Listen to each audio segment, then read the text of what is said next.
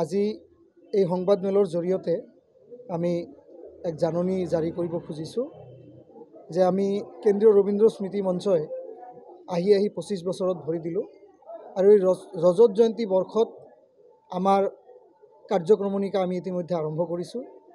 কেইদিনমান আগতে আমাৰ এক মহিলা অভিৱৰ্তন ইতিমধ্যে অনুষ্ঠিত হৈ গ'ল আৰু তাৰ পিছৰ পৰা আমি বিভিন্ন কাৰ্যসূচীসমূহ হাতত লৈছোঁ আৰু এটা সুখবৰ যে আমাৰ বহু আকাংক্ষিত যি ৰবীন্দ্ৰ ভৱন, এই ৰবীন্দ্ৰ ভৱনৰ বাবে ইতিমধ্যে আমাৰ যি ড্ৰোন ছাৰ্ভে, এইসমূহ ইতিমধ্যে ছয়েল টেষ্ট, ড্ৰোন ছাৰ্ভে হৈ গৈছে আৰু আমাৰ পিছফালে যিটো আমাৰ যি এক অসম আৰ্হিৰ যি এক ভৱন আছিলে, এই ভৱনটো ইতিমধ্যে ভাঙি দিয়া হৈছে আৰু সেই ঠাইতে এক 3 মহলীয়া ৰবীন্দ্ৰ ভৱন অনতিপলমে তাৰ ভিত স্থাপন হ'ব।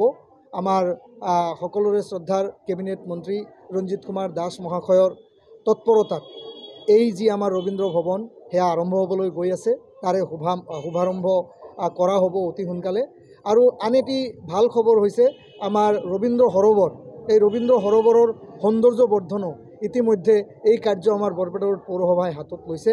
সেই কামো আমি আশা কৰোঁ অহা বছৰ যি আমাৰ ৰজত জয়ন্তী উদযাপনৰ যি সমাপন হ'ব, এই সমাপনৰ ঠিক আগে আগে হয়তো এই যি আমাৰ উদ্যান ৰবীন্দ্ৰ সৰোবৰৰ ওপৰত যি ৰবি কুঞ্জ, এই ৰবি কুঞ্জও হয়তো নিৰ্ধাৰিত সময়ত ৰাইজৰ বাবে মুকলি কৰা হ'ব। আৰু এই যি আমাৰ ৰজত জয়ন্তী বৰ্ষৰ অনুষ্ঠান, আমি এই বছৰ আমাৰ তাৰ শুভাৰম্ভণি হ'ব আৰু অহা বছৰ তাৰ সমাপন হ'ব। বিভিন্ন কাৰ্যক্ৰমণিকা তাৰ ভিতৰত আমি হাতত লৈছোঁ। যুৱ অভিৱৰ্তন থাকিব, আমাৰ ছিনিয়ৰ চিটিজেনসকলৰ বাবে সুকীয়াকৈ এটি অনুষ্ঠান আমি আয়োজন কৰিম। তাৰপিছত বৰপেটা ৰোডৰ বাহিৰত ৰবীন্দ্ৰনাথ ঠাকুৰৰ স্মৃতি বিজড়িত কিছু ঠাইত আমি বেলেগকৈ এক ৰবীন্দ্ৰ অনুষ্ঠান আয়োজন কৰিম, চেমিনাৰ থাকিব বা আমাৰ এটা ধুনীয়া এটা আমাৰ অনুষ্ঠান আমি আয়োজন কৰাৰ চেষ্টা হাতত ল'ম। আৰু অহা বছৰ আমাৰ যি সমাপন হ'ব ৰজত জয়ন্তী অনুষ্ঠানৰ, এই সমাপন অনুষ্ঠানৰ সময়ত আমি বহিৰাগত শিল্পী, আমাৰ স্থানীয় শিল্পীৰ দ্বাৰা আকৰ্ষণীয় এক ৰবীন্দ্ৰ অনুষ্ঠান আমি অসমবাসীক উপহাৰ দিয়াৰ বাবে আমি যত্ন কৰি আছোঁ আৰু তাৰ বাবে আমি সমূহ যি প্ৰচেষ্টা আমাৰ ফালৰ পৰা আমি চলাই গৈ আছোঁ। আৰু এইবেলিও যি আমাৰ ৰবীন্দ্ৰ জয়ন্তী উদযাপন কৰা হ'ব, তাৰে আখৰা হিচাপে ইতিমধ্যে বিভিন্ন যি আমাৰ প্ৰতিযোগিতাসমূহ, এই প্ৰতিযোগিতাসমূহ ইতিমধ্যে অনুষ্ঠিত হৈ গ'ল। আজিও আমাৰ ইয়াতে ৰবীন্দ্ৰ সংগীত প্ৰতিযোগিতা অনুষ্ঠিত হৈ গ'ল। যোৱা 2 দিন আগতে ৰবীন্দ্ৰ নৃত্য প্ৰতিযোগিতা, মহিলাসকলৰ বিভিন্ন প্ৰতিযোগিতাসমূহ, বিভাগীয় প্ৰতিযোগিতাসমূহৰ লগতে আবৃত্তি, কুইজ ইত্যাদি বিভিন্ন প্ৰতিযোগিতাসমূহ অনুষ্ঠিত হৈ গ'ল। আৰু অহা 9 মে তাৰিখে আমি যিটো 9 মে তাৰিখে প্ৰত্যেক বছৰ যি ৰবীন্দ্ৰ জয়ন্তী আমি আয়োজন কৰি থাকোঁ আৰু তাৰে লগত সংগতি ৰাখি আমি সাংস্কৃতিক অনুষ্ঠানৰ আয়োজন কৰোঁ।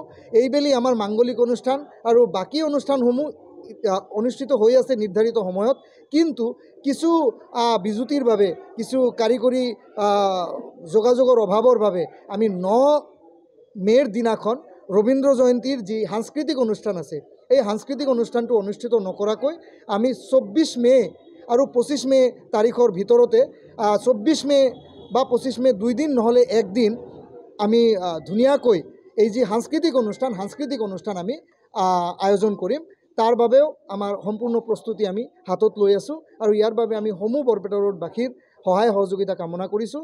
আৰু 9 মে অৰ্থাৎ 25 বহাগৰ দিনাখন আমি ৰাতিপুৱাৰে পৰা আমাৰ মাংগলিক অনুষ্ঠান, তাৰপিছত এই প্ৰতিযোগিতাসমূহৰ পুৰস্কাৰ বিতৰণ আৰু কিছু ঘৰুৱাভাৱে আমাৰ সাংস্কৃতিক অনুষ্ঠানৰ আমি আয়োজন কৰিম। আমাৰ এই ভেন্যুতে আমি কৰিম। এই যি আমাৰ চৌহদ আছে, প্ৰগতি সংঘৰ চৌহদত আমি সদায় যি অনুষ্ঠানবিলাক অনুষ্ঠিত কৰি থাকোঁ, 9 মেৰ দিনাখন আমাৰ সমূহ অনুষ্ঠান অনুষ্ঠিত হ'ব, কিন্তু অকল সাংস্কৃতিক অনুষ্ঠানটো আমি 24 মেৰ দিনাখন মানে স্থানান্তৰিত কৰি সিদিনাখন আমি লৈ যোৱাৰ বাবে চেষ্টা কৰিছোঁ। আৰু তাৰ কিছু কাৰণ, এটা অন্যতম কাৰণ হৈছে পঞ্চায়ত নিৰ্বাচন, আন এটি কাৰণ হৈছে আমাৰ যি কাৰ্যালয় আছিল, সেই কাৰ্যালয়টো ভাঙি দিয়া হৈছে।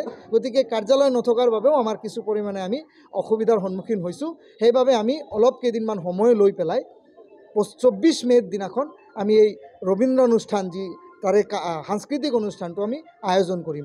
আৰু এইভাবে আমি সমূহ বৰপেটা ৰোডবাসীৰ সহায় সহযোগিতা কামনা কৰিছোঁ আৰু এইখিনি আমি ৰাইজৰ জ্ঞাতাৰ্থে আমি জনাব খুজিছোঁ। আমাৰ মাজত আমাৰ সভাপতি শ্ৰদ্ধাৰ ডক্টৰ হীৰালাল কৰ্মকাৰ মহোদয়, আমাৰ সম্পাদক প্ৰধান চিন্ময় বাগচি মহোদয়, আমাৰ উপসভাপতি ৰাজকুমাৰ সাহা মহোদয় আৰু অন্যতম সম্পাদক তপন চৰকাৰ মহোদয় উপস্থিত আছে। আৰু আমি সন্মিলিতভাৱে এইবেলি যি ৰবীন্দ্ৰানুষ্ঠান আৰু অহা বছৰ যি সমাপন অনুষ্ঠান হ'ব, সেই সমাপন অনুষ্ঠানৰ বাবে বিশেষকৈ আমি আমাৰ বৃহত্তৰ বৰপেটাৰৰ বাসীৰ আমি সহায় সহযোগিতা কামনা কৰিছোঁ। ধন্যবাদ।